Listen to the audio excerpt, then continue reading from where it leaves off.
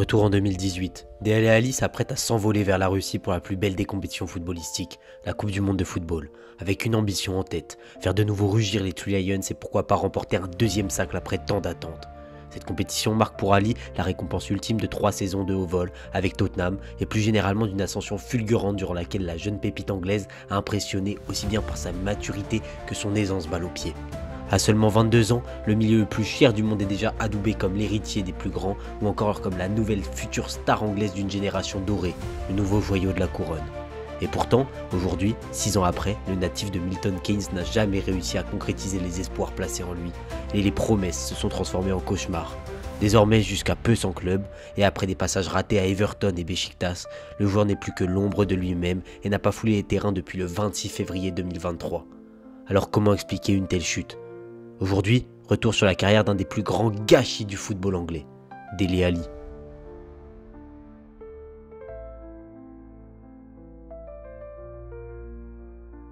Le 2 novembre 2012, à l'âge de 16 ans, il fait ses débuts professionnels pour Milton Keynes, le club de sa ville natale, évoluant en League One, le 3e échelon du football anglais, dans la plus vieille des compétitions du monde, la FA Cup. Pour sa première saison, il n'est titularisé que lors de 2 matchs et joue avec la réserve. Mais dès la saison suivante, il devient un joueur important de l'équipe en disputant 37 matchs et en étant décisif 11 fois avec 7 buts et 4 passes D. Le jeune joueur fait doucement parler de lui, mais certains très gros clubs commencent déjà à se renseigner. Mais c'est réellement lors de sa 3e saison en professionnel, à l'âge de 18 ans, que le joueur va crever l'écran et devenir le centre de toutes les attentions. En étant décisif 25 fois avec 16 buts, il devient un joueur à suivre, plus particulièrement à la suite de son éclosion aux yeux du monde lors du 2e tour de League Cup en août 2014, durant lequel Dele Alli et les siens remportent le match 4-0 contre le très grand Manchester United de Louis van Gaal. Tous les grands clubs perçoivent à ce jour-là l'insouciance et la classe d'un jeune joueur à peine majeur. Pour faire signer le jeune prodige, les deux coqs, Liverpool et Tottenham, vont se mener une bataille féroce et à ce petit jeu, c'est le club londonien qui en sort vainqueur en mettant 6 millions sur la table en février 2015. Ali termine malgré tout la saison dans son club formateur en terminant 2e, synonyme de promotion en Championship et en étant au passage nommé dans l'équipe type de League One.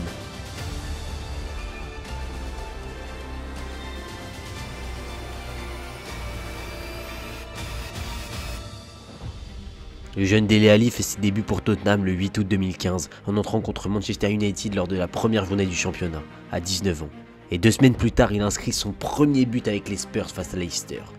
Le jeune joueur va directement faire sa place dans l'effectif en entrant dans un premier temps à l'heure de jeu, puis en gagnant rapidement une place sur l'aile ou en numéro 10 dans l'équipe de Pochettino. Auteur d'un très bon début de saison, le joueur est appelé par Roy Hodgson dès le mois d'octobre, alors même qu'il jouait il y a peine 3 mois en League One, du presque jamais vu.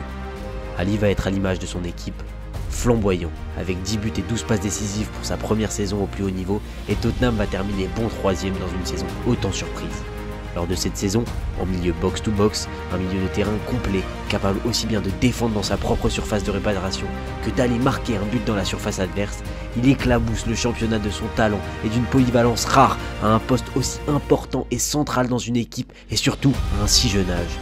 Aussi bien dans l'élimination, la qualité de distribution et de percussion, une capacité à frapper d'à peu près d'où il veut, il devient l'attraction du championnat, un phénomène que l'on compare déjà au plus grand et qui affole les statistiques. Avec cette saison, il est logiquement nommé meilleur jeune de première ligue par ses pairs et figure parmi l'équipe type de la saison. Adoubé par beaucoup, dont l'ancien joueur de Liverpool Jamie Redknapp qui dira à propos de l'anglais « Nous sommes bénis de l'avoir dans l'équipe nationale à seulement 20 ans », Steven Gerrard n'affichait pas la même autorité sur le terrain au même âge, ou encore son sélectionneur plein d'admiration,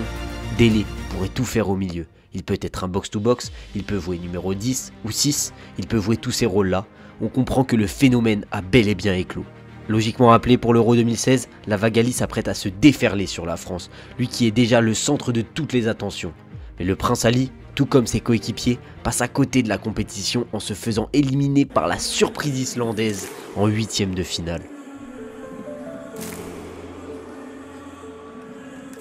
Mais bien décidé à continuer cette explosion sans limite, le petit prince est prêt à devenir roi, malgré cette désillusion lors de l'Euro. Lui qui est à l'aube de cette nouvelle saison, le 2e joueur le plus coté avec une valeur marchande estimée à 155 millions d'euros. Comme libéré d'un poids, il réalise la meilleure saison de sa carrière en professionnel, en enchaînant les bonnes performances et en devenant le plus jeune milieu de l'histoire de la Première Ligue à atteindre la barre des 10 réalisations dans un même championnat à 20 ans seulement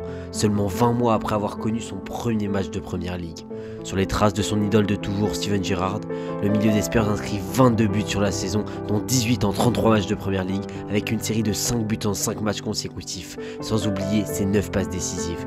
Cette saison est la consécration pour le Petit Prince de 21 ans, en affichant des statistiques sans comparaison en Angleterre. Pour se rendre compte, au même âge, Dele Alli est impliqué dans autant de buts en Première Ligue, c'est-à-dire 40, que la somme cumulée de ces 3 légendes du football que sont Steven Gerrard, Beckham et Lampard. Tout simplement, le joueur le plus prolifique de moins de 21 ans, ni plus ni moins. En seulement 2 saisons, le petit inconnu de Première Ligue est devenu le joueur dont tout le monde parle en Angleterre et au-delà. Paraissant hermétique à la pression, il porte sur ses épaules les espoirs de tout un club et même de tout un peuple avec son coéquipier et compatriote Harry Kane. Phénomène planétaire, beaucoup se demandent déjà comment qualifier un joueur qui paraît inclassable, ni véritable buteur, ni véritable meneur de jeu, ni véritable ailier ni box-to-box. Le joueur de 21 ans marche tout simplement sur l'eau, lui qui avait avoué en 2016 toujours mieux jouer sous la pression des gros matchs et aimer cette pression dont il n'avait peur.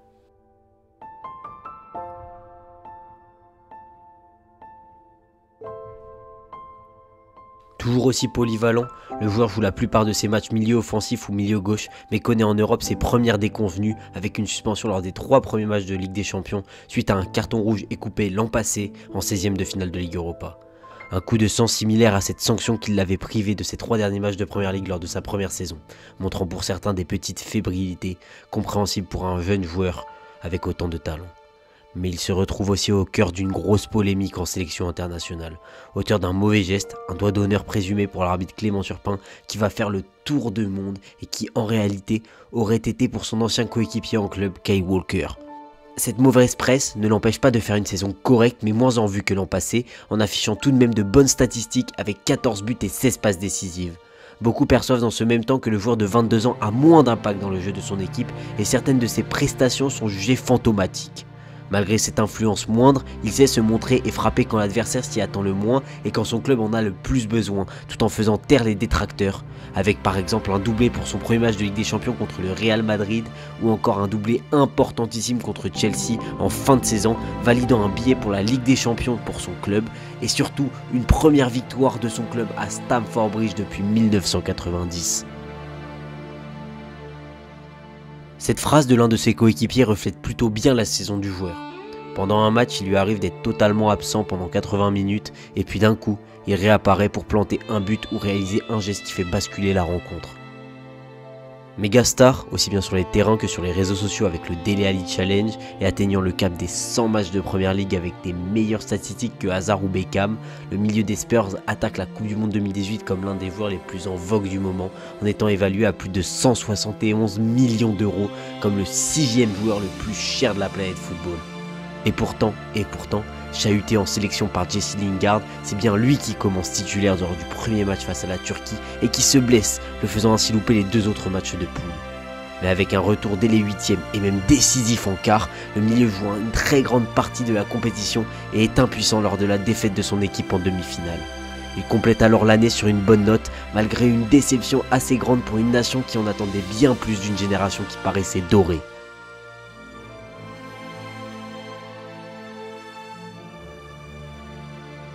Joueur clé de l'effectif de Pochettino, Dele Alli prolonge jusqu'en 2024 avec l'équipe londonienne avec une seule idée, remporter un trophée pour son club. Mais cette saison est rongée par les blessures, lui qui loupe 23 matchs toutes compétitions confondues, dont 13 en Première Ligue. Une fracture à la main, une blessure aux ischios et un claquage à la cuisse dépeignent un joueur affaibli physiquement, marqué par 3 saisons complètes sans s'arrêter. Et pourtant, malgré cette saison compliquée, le Petit Prince est présent dans les moments importants de son équipe, particulièrement en demi-finale de Ligue des Champions durant un match qui est rentré dans toutes les mémoires, j'ai nommé le miracle d'Amsterdam. C'est alors qu'il s'apprête à jouer le match le plus important de sa carrière. Mais au terme d'une prestation moyenne, dans une finale soporifique, il voit les Reds de Liverpool soulever le trophée. Et pourtant, sans réellement le savoir, il joue sa dernière grande saison. La saison 2019 commence très mal pour Dele Alli, lui qui voit son coach et mentor Pochettino licencié dès novembre, alors même qu'il était le manager qu'il avait toujours connu depuis son ascension au plus haut niveau, sans oublier que les deux hommes s'appréciaient énormément, soudés d'une relation forte de 5 saisons passées. Le joueur avait lui-même dit à propos de son ancien coach: « J'ai eu beaucoup de chance d'avoir un manager comme lui, c'était un type incroyable et très expérimenté. Il m'appelait si je faisais des bêtises et me parlait, pas comme un père, mais ce genre d'ambiance. » Déclaration qui en dit long quand on sait que le jeune milieu anglais n'a pas connu de réelle figure paternelle. Dele Alli, blessé au début de la saison, voit en novembre 2019 un Cador remplacer son ancien coach José Mourinho. Et dès son retour, l'anglais réalise une saison en dessous de ses standards en terminant avec seulement 9 buts et 6 passes décisives en 25 matchs de championnat, mais surtout frustre le tacticien portugais qui ne trouve pas la solution avec Tottenham et qui pointe du doigt le manque de régularité de son joueur. Manque de régularité qui pourrait lui coûter cher selon The Special One, qui lui avait pourtant dit: « Je ne sais pas si c'est lié à ton mode de vie, si sur une période tu es un professionnel incroyable et sur une autre tu deviens un fêtard, je ne sais pas, je n'en ai aucune idée, seul toi peux savoir, il y a une grande différence entre un joueur qui reste constant et un joueur qui a ses moments, et ce qui fait la différence entre un grand joueur de haut niveau et un joueur avec un grand potentiel. Je veux juste te dire que je pense que tu vas le regretter, tu dois en exiger davantage de toi. » Et pourtant, une blessure en fin de saison et un match de suspension pour des propos à la limite du racisme sur les réseaux sociaux ternissent encore plus une saison morose du côté de Londres. Mais c'est réellement lors de sa deuxième saison sous la houlette du Portugais que le joueur va réellement disparaître. Perte de confiance de son coach, des prestations médiocres en début de saison qui l'amènent à ne même plus être présent sur le banc, blessures et temps de jeu limité avec seulement 15 matchs de championnat en jouant 600 petites minutes dont seulement 385 avant que le coach ne se fasse licencier. Ce manque de temps de jeu incompréhensible pour beaucoup ou expliqué par des problèmes extrasportifs pour d'autres amène tout le monde à se demander s'il ne doit pas quitter le club en fin de saison. Malgré les rumeurs vers un départ pour le PSG pour y retrouver son ancien coach, il reste finalement dans la capitale londonienne, décision qui sonne en réalité le glas de sa carrière. Malgré un but lors de la deuxième journée et une titularisation sur les 4 premiers matchs, des mauvaises prestations dont une catastrophique contre Arsenal lors de la 5e journée lui font perdre la confiance de Nuno Espirito Santo et le relègue sur le banc à la place de Tanguy Ndombele qui trouve enfin du temps de jeu. Ne rentrant plus que pour des fins de match, le milieu anglais voit qu'il doit se sortir de cette mauvaise passe et retrouver du temps de jeu, lui qui est encore en contrat jusqu'à la fin de la saison.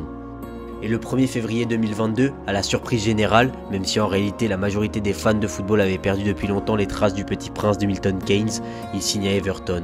Et même si beaucoup auraient aimé croire au conte de fées, la vie n'est pas toujours un film, et Dele Alli ne convainc ni les supporters, ni les dirigeants, ni l'entraîneur. Il joue des bouts de match, mais beaucoup perçoivent qu'il n'a plus la tête au football et que les espoirs du passé se sont envolés dans les regrets du présent. Il enchaîne avec un prêt raté à Beşiktaş, avec seulement 13 matchs de championnat pour 2 petits buts et un entraîneur qui critiquait l'éthique de vie de l'ancien espoir. Et c'est à ce moment-là qu'en plus d'une blessure et d'un retour en Angleterre pour se soigner, on parle une nouvelle fois de lui pour ses exploits nocturnes et non pour ses exploits sur le terrain. Dele Alli n'a plus joué un match professionnel depuis et se retrouve sans club en juin 2024. Triste revers de main pour un si grand talent.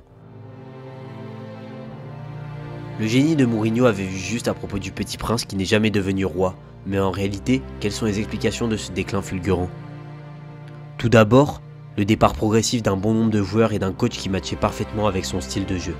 Ensuite, une enfance compliquée que je n'ai pas encore réellement mentionnée, mais dont Dele Alli a parlé longuement lors d'une interview accordée à Sky Sport, lui qui a avoué avoir eu une mère alcoolique, un père absent, des attouchements sexuels à 5 ans, ses premières clopes à 7, commencé à dealer à 8, suspendu à un pont par un voisin à 11, et j'en passe, lui qui a songé longtemps à arrêter sa carrière lors des moments durs, particulièrement lors de son passage à vide sous Mourinho. Et c'est ici qu'on arrive au dernier point quand on entend un tel récit, une perte d'appétit pour le football, un sport qui l'a emmené très vite, peut-être trop vite sous le feu des projecteurs, dans un pays où la pression médiatique devient tout de suite exorbitante pour un joueur qui avait sûrement besoin de temps pour se construire, ou du moins essayer de guérir les blessures du passé, lui qui a été l'un des premiers joueurs de football à parler de ses phases dépressives et de son addiction aux somnifères, et qui a avoué être allé en cure de désintoxication. Mais ce qui est sûr, c'est que de mon côté, je n'oublierai pas le joueur qu'il était. Le joueur capable de mettre une frappe inattendue et somptueuse face aux Bleus un soir de novembre 2015, ou encore son but qui l'a emmené plus haut que les Aigles face à Palace en janvier 2016. Et enfin, son enchaînement mythique face à Chelsea en avril 2018, et tant d'autres moments durant lesquels il montrait toutes ses qualités, aussi bien de récupération, de dribble ou encore de finition. Aujourd'hui, lui qui vient tout juste de signer à Como, le club coaché par Fabregas est tout juste promu en Serie A, on espère tous que le petit prince d'Ailé, même s'il n'est pas devenu le roi que l'on pensait, reprendra goût pour un sport dans lequel il était pourtant appelé à régner.